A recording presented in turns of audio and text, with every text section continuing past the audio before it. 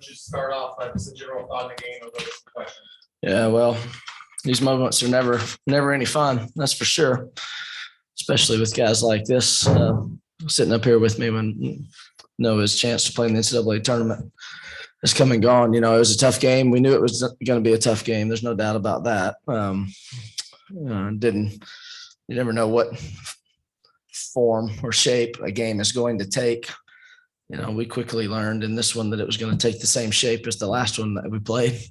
And I thought our guys, you know, handled it appropriately. We were never good. We were never in sync. But we played our guts out. Guys played through, you know, a poor performance and gave themselves a chance to win against a really good team. I think that says a lot about the character of our group, the belief that they have, their desire to win, their competitiveness. You most of the time you need to play better to win a game against a good team, a game like this against a good team. And that's the lesson that we had. You know, we still had our chances, came up empty a lot down the stretch. You know, I'll take the blame for that. We had a lot of execution mistakes on the offensive end. You know, it's one thing not to make shots or not score, but it's another thing to not execute and give yourself the best chance. So had to be better there. But just live and learn with it. I hope we have more games to play. I think we should. We'll find out. But love our team. Disappointed for them. Disappointed for Belmont. Questions here in the room first? Casey, kind of walk us through the last 10 seconds or so. When they gave the timeout, there seemed to be a response kind of on the sideline of where did that come from? I mean, did you call the timeout? I was calling timeout to the referee right in front of me well before we even lost the ball. While we lost the ball, when we got the ball back, and when the pass was made, when he blew his whistle. So there shouldn't have been any problem knowing where the timeout came from. I bet I called it started calling it with 16 seconds to go on the shot on the clock. We had possession of the ball all but about 2 of those seconds. Tough. It's loud, you know, but he's right in front of me. Referees are conditioned to call that. I mean, then it's not why we lost the game by any stretch, you know. I mean, it's just one of those unfortunate things. But you know, having 13 to 16 seconds in your arsenal, you can run a lot of stuff. Having 7 seconds left, you're pretty limited on what you can do. Was the look you got close to what you were setting up for there at the end? Well, we had 2 options. Set an up screen for Moose. Felt like he was open, but Grayson was the passer, and he's the best we've ever had making those passes. And he chose to throw it to Ben. They defended it well. They're really good defensively, and you know, you got slim margin in that circumstance to get what you want. It's really hard to get what you want or anything easy for sure. You know, when Ben didn't have the 3, he's got to put his head down, try to get it to the rim, and you know, we weren't able to do that, so it ended up pretty junky. This one's for Grayson.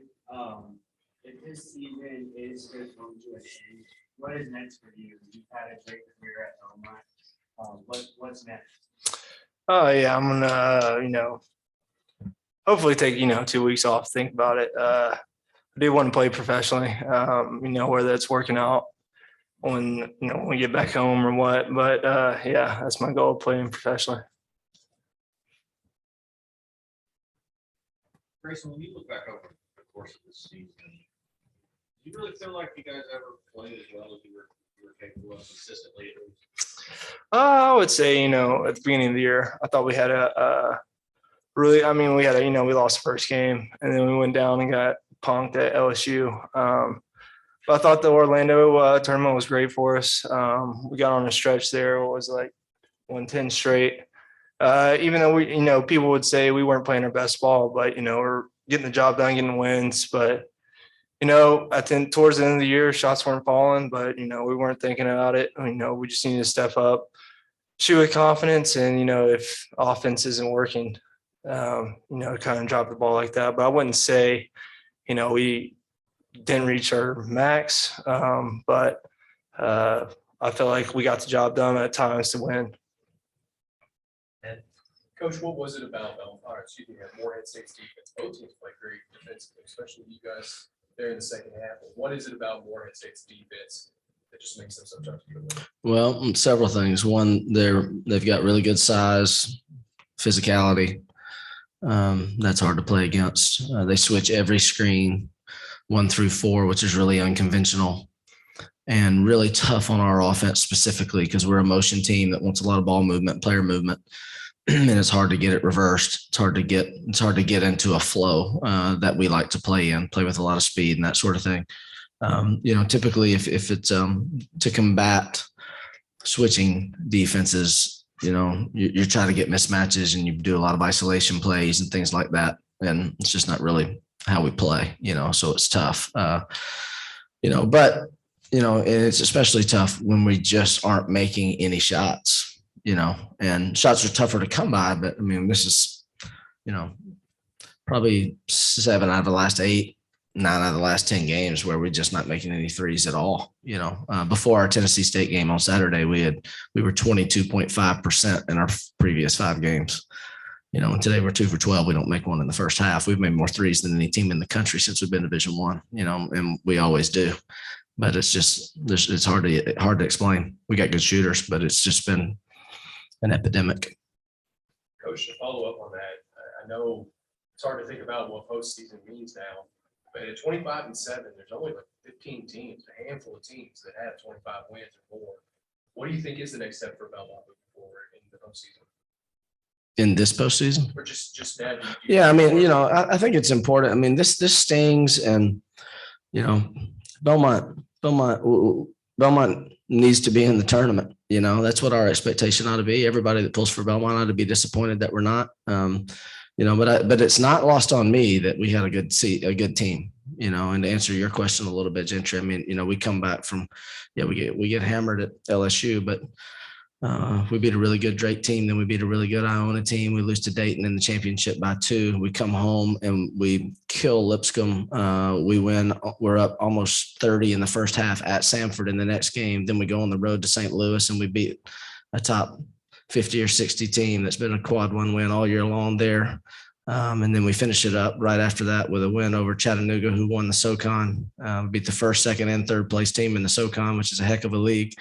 And then a 91 win. That's how we finished up the league. And nobody wants that. That doesn't get us anything right now, but that's a pretty good stretch by a good team that was playing really well over that course of time. It's the reason why every ranking that there was had us in the 20s and 30s because we deserved it at the moment, but nobody gives you any credit for how you're playing in the middle of the season. We're aware of that. We just didn't play very well down the stretch. Even conference play was very strange. I mean, our margin of victory and our wins was probably in around 20. And our margin of victory and our losses was probably around 20. It was really bizarre. Anybody else here? We have one from Zoom. Mitch on Zoom.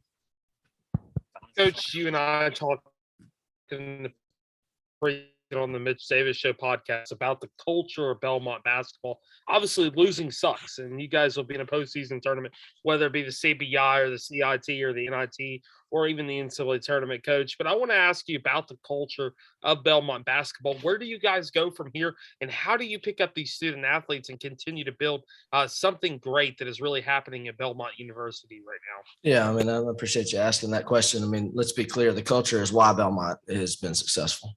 100%. Right kind of players, right kind of kids, just like Grayson Murphy. There's no better example than him. He's going to graduate with his master's degree in August. He's literally the best of the best in any measure that you want to take. He's a complete winner. He's a great teammate. He's got, he's earned 2 NCAA tournaments while he was here. He's two or 3 regular season championships while he's here. He's probably won 100 games while he's here. And it's guys like him that have made this program what it is. And it will always, guys like Grayson will always reflect that for our program. It's what Belmont wants. It's what Belmont deserves. And it's dang sure what we're going to give them. Anybody else here? Thanks, guys. Thank you. Jensen, thanks for coming.